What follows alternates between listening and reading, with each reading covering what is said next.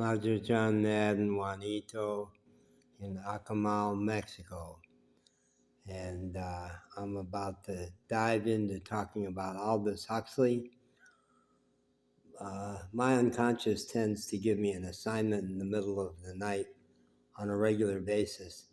And so last night, having gone to bed very early and slept hard for a while, I woke up obsessed by Aldous Huxley because I had, in a video earlier that day, quoted his book title, Cleansing the Doors of Perception is the title of the book. And I talked about how being here in Akamal for 5 months had opened up my doors of perception so I can see more clearly what's happening in this tiny little town where I used to say nothing ever happens. And I'm astonished at how rich is what happens here now. And that title, I think I even said in that video that that's where the band The Doors got their name. And I just spent a ridiculously long time reading the insanely long Wikipedia article about Huxley.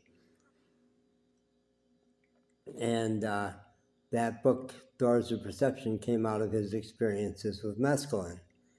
And seminal in my life was my experiences with LSD as a young man.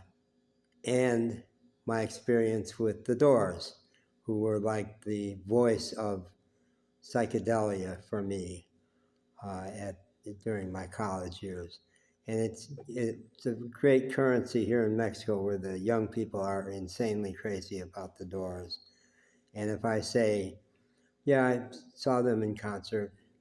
No, you didn't. Yeah, I saw them in Chicago in concert. I saw him get arrested, get dragged off stage by the Chicago cops for inciting a riot by humping the microphone and saying to the girls, "Come and get me." I was there for that. Yeah. So a central part of Aldous Huxley is that he was he believed in the connection of all things, his book, The Perennial Philosophy. And this is a guy who has influenced me so much over the course of my life, never having read anything he wrote. I didn't read The Doors of Perception.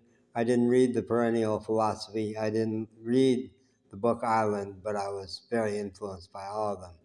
The Perennial Philosophy is the notion that the great mystical traditions, East and West, all get it that everything is connected, the oneness.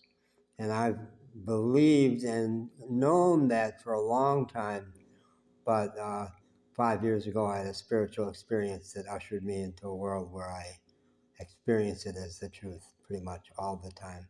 And people would say, oh, his dabbling in mysticism. It wasn't dabbling. He went deeply into the world of mysticism at the end. That's going to ruin his reputation. When I had my experience 5 years ago, I just said, okay, I'm a mystic now. What else am I? And just trying to define the rest of it has been more challenging.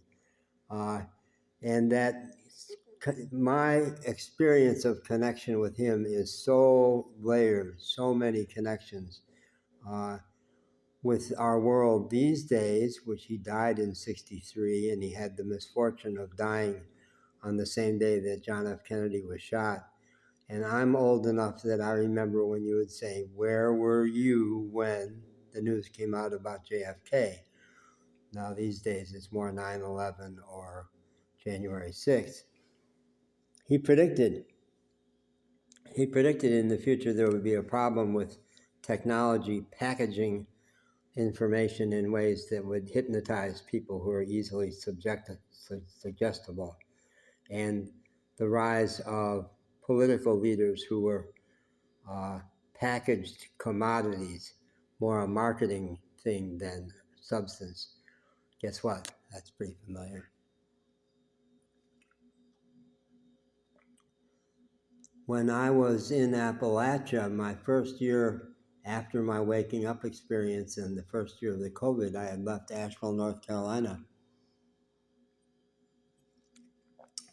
And I was roving through the mountains, the high mountains of North Carolina in a camper van. And well, I still had some aversion to groups of motorcycles riding in at the same time because I had been conditioned in Nashville to think that Appalachia was full of dangers and rednecks. And I thought, oh, people on motorcycles. But, so many of the guys up there rode motorcycles. And here in Mexico, where it's motorcycles and motor scooters everywhere. But the place, this general store where I hung out all the time, on a Saturday morning, a whole big group of motorcycles rode in, and they were 60s and 70s guys from Charlotte, North Carolina, out for a joyride on their nice Harleys. And I went up to the guy who was clearly the leader and said, a lot of the young guys out in the mountains here tell me that they've given up their motorcycles in their 40s because they're just too dangerous as a family man. So what's your secret? You guys are a lot older and you're still on your bikes. And he said, pay attention to everything. That's the secret. Pay attention to everything. And that became so much my mantra that my little chihuahua, I swore I could repeat it because I would say it out loud several times a day. Pay attention to everything. Well, the one part I remember about Huxley's book, Island, is that there would be huge birds who would fly overhead and yell out, attention, pay attention. Yeah. And Huxley had vision problems, which people would not track the fact that he had vision problems until he had to pull out a magnifying glass to read his paper. And people don't know that I'm legally blind, and I forget it because the world of vision I have these days, not wearing glasses anymore. That same first year, my glasses broken. I was really back to nature mode and always had hated that sheet of plastic and looking out through little peepholes, little goggles. So I love the world I inhabit now, where details are blurry at a distance and under low light conditions I have a harder time. But bright light is great and colors are so shocking. And I'm not seeing through, I'm seeing everything, the whole spread. And it has helped me even further get over judging or profiling people because I can't see the details about them until they get up close. So I wait, and I like this idea. I wait until I actually have an experience and data about them to form any judgments. And the other benefit of not having glasses is I was a manipulator. I was a pleaser. I knew how to work people and get the response I liked from them. But not able to see their facial responses. I don't know what's happening in response to what I said, so I gave it up.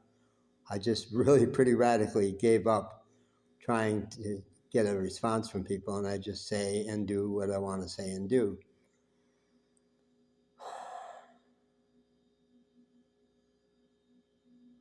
What else about him? He, one of his breakthroughs, he got invited to a university by Houston Smith, and again, MIT, I guess, the great chronicler of world religions. His book on world religions is probably still the chief text, and he was a friend of mine because I did therapy in a little office in his home. His wife was a therapist, and she and I were good buddies. So I knew Houston Smith, and we'd have conversations with him. So my experience of being a Forrest Gump character, where I've been influenced by so many people, a lot of them face to face, others like Huxley that I never met, but so influenced by him.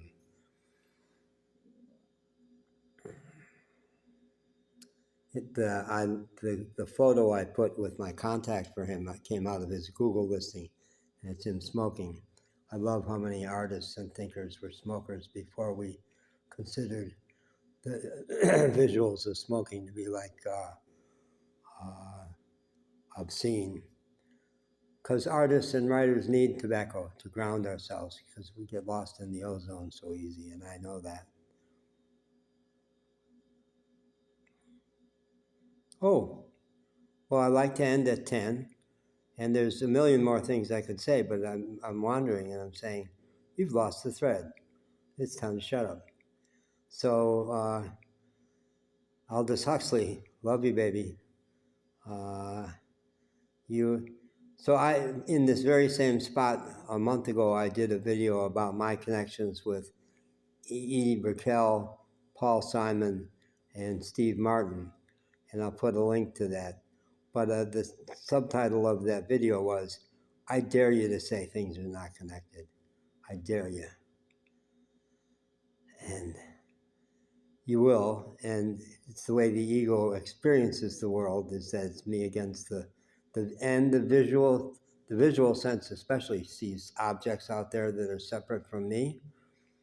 The mind believes that we are separate and life is chaos when it's not. And Huxley knew that, and I knew that, and you know that. You really do know that. And maybe this video will help you remember.